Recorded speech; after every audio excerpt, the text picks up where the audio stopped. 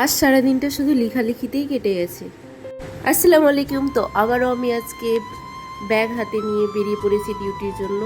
আমাদের আর বর্ধমানের ডিউটি কয়েকদিন মাত্রই বেঁচে রয়েছে, তাই দেখতেই পাচ্ছ ক্লান্ত হয়ে চলে যাচ্ছি। এরকম বৃষ্টির দিনে সকাল সকাল ঘুম থেকে উঠে ডিউটি করতে যাওয়াটা সত্যি খুব কষ্টের, কিন্তু তাও কিছু করার নেই, আমাদের যেহেতু যেতেই হবে। এক্সেলারেটারটা ছিল কিন্তু আপে যাওয়ার, তখন অফ ছিল বলে আমরা নিচে নেমে গেছি।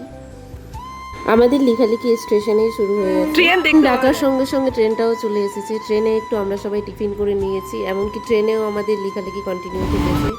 তো লেখা কমপ্লিট হওয়ার পরই দেখছি বর্ধমান স্টেশনে এসে গেছি। তোমরা দেখে নাও একটা নতুন চুলের স্টাইল। सब क्या देखना पड़ रहा है। अच्छा है मैं अंधा हूँ।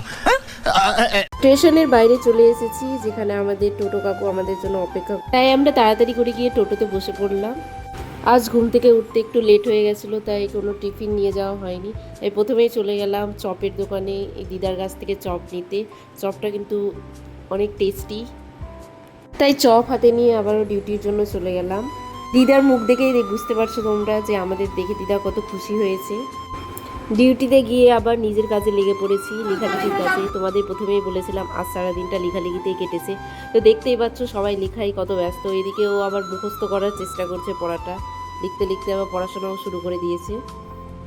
একটু পরেই আমাদের টিফিন টাইম শুরু হয়ে গেছে, কিন্তু এখানে বুঝতে পারা যাচ্ছে না যে লিখতে লিখতে খাচ্ছি না খেতে খেতে লিখছি।